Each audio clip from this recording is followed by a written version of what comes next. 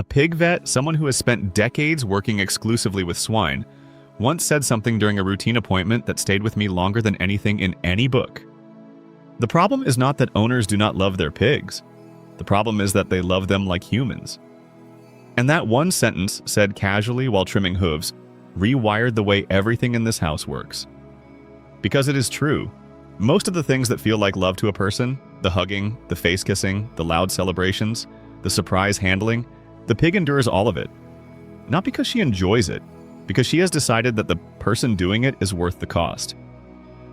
If you saw the last video about what happens when a pig is left alone, you already know how deep the bond runs. Today is the other side. What happens when the person is right there, and the pig tolerates things she would never accept from anyone else? My name is Bob, and every single item on this list is something I did for years before realizing what it was costing her. The first one is hugging, wrapping arms around a pig and holding her close. It feels like the most natural expression of affection. It is warm, it is protective, it is intimate. And to a pig, it is confinement. Pigs are prey animals. Their survival instinct is built around one principle above all others. If you cannot move, you cannot escape. When arms close around a pig's body, the pig's nervous system registers a restraint event. The muscles tense, the breathing changes, the ears go flat. Most owners feel the pig go still and interpret it as comfort. She is relaxing into the hug. She is not relaxing. She is freezing. The same freeze response that happens when a predator pins a prey animal to the ground. The pig has learned over time that the restraint is temporary and the person doing it is safe. So she waits. She endures the 10 or 15 seconds until the arms open, and then she moves. Not always away, sometimes she stays close. That is the part that reveals the depth of it. She did not enjoy the hug. She tolerated it because the person giving it matters more than the discomfort. And when the hug ends and she chooses to stay nearby, that voluntary proximity after an involuntary restraint is one of the most significant trust signals a pig can give. There is a way to test this. Hug the pig. Note her body tension. Then release and sit still. If the pig moves away and comes back within a minute, the bond outweighs the discomfort. If the pig moves away and does not come back for an extended period, the cost of that hug was higher than the owner realized. Most pigs come back. That return is not forgetting, it is forgiving. The second is face contact. Kissing the pig's snout, pressing forehead to forehead, bringing a human face close and fast toward the pig's head. In human terms, these are gestures of tenderness. In pig terms, a large object moving rapidly toward the face is a threat display. The pig flinches internally even if the body does not move. The eyes widen slightly, the nostrils flare, the head pulls back a fraction of a centimeter that most people never notice. The pig has learned that this particular large face approaching fast situation results in a warm press and not an attack. She has cataloged it, filed it under safe but unpleasant, and she lets it happen because the alternative, pulling away every time, would create distance with her person. The pig is choosing the relationship over her instinct. That is not a small decision for a prey animal. That is a daily override of a system designed to keep her alive. The third is loud sounds, specifically human excitement sounds. Laughter, cheering, clapping, high-pitched vocalizations of joy. Humans celebrate with volume. Pigs process loud, sudden sounds as potential threats. A burst of laughter in the living room during a movie causes a micro-stress response in the pig that nobody sees. The ears twitch. The body stiffens for half a second. The pig assesses, determines the source as the person she trusts, and releases the tension. That cycle happens multiple times per evening in a typical household.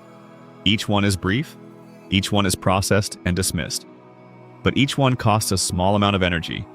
A pig living with a loud household is running a low-grade threat assessment loop every time the volume spikes. She stays in the room because the person is there.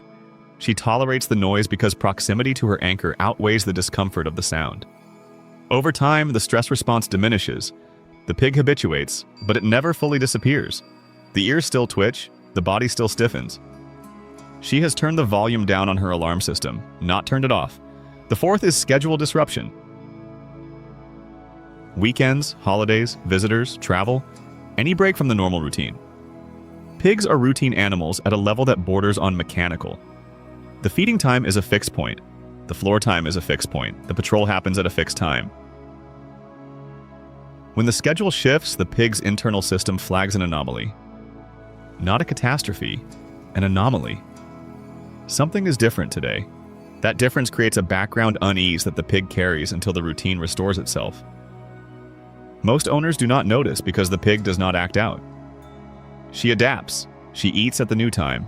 She adjusts her patrol. She finds her anchor in the new configuration of the household.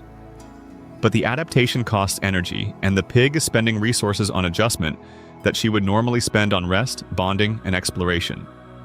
A weekend with guests is manageable. A week of disrupted schedule is noticeable. The pig becomes slightly less social, slightly more watchful, slightly quicker to retreat to her safe space. She is not being antisocial. She is budgeting her energy for a reality that does not match her expectations. And she tolerates it because the person at the center of the routine is still the person at the center of the disruption. The anchor holds even when the schedule does not. The fifth is the hardest one to accept. Being shared. Pigs form primary bonds with one person. The anchor. And when that person directs attention, physical contact, and emotional energy toward another person or another animal in the pig's presence, the pig notices. She does not throw a tantrum. She does not act jealous in the way a dog might.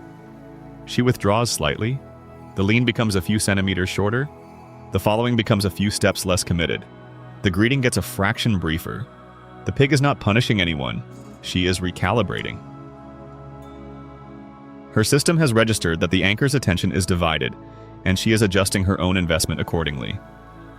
This happens with partners, children, other pets, even guests who stay too long. The pig shares the person she bonded with because she has no other option. But the sharing is not free.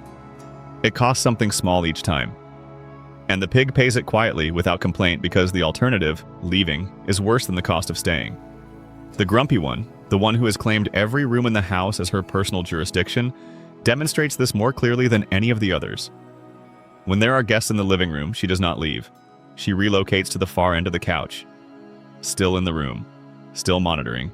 But the distance increases by exactly the amount needed to communicate that the arrangement is being tolerated, not enjoyed. The moment the guests leave, she is back. Full lean, full proximity, full claim. She did not lose the bond during the visit. She put it on hold. And the speed of the return tells the story better than any test could. Here's the thing about all 5 of these. The pig could avoid every single one of them. She could pull away from hugs. She could dodge the face kisses. She could leave the room during loud moments. She could retreat during schedule changes. She could disengage when attention gets divided. Pigs are fully capable of refusal. They do it constantly in other contexts. They refuse commands. They refuse food they do not want. They refuse spaces that feel unsafe. The fact that a pig does not refuse these 5 things is not passivity. It is a choice, a deliberate, ongoing, daily choice to absorb a cost because the relationship is worth more than the comfort. And that is the part that changes everything. A pig that tolerates discomfort for the sake of proximity is a pig that has done the math and decided that the person on the other side of that discomfort is irreplaceable. That is not instinct. That is not habit. That is a calculation made by an animal that evaluates every transaction and chooses to stay in the ones that matter, every single day, without being asked. This was the last video of the first month.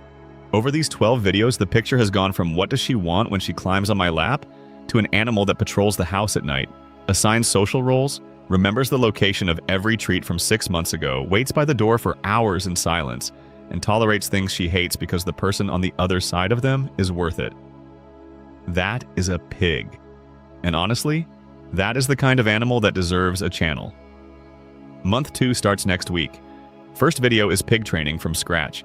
How to teach a pig her first 5 commands, what to expect, and why patience means something different with a pig than it does with any other animal. After that, a behind-the-scenes look at what actually happens at a pig show.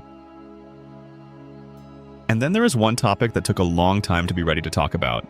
That one is coming, and it is going to be worth the wait.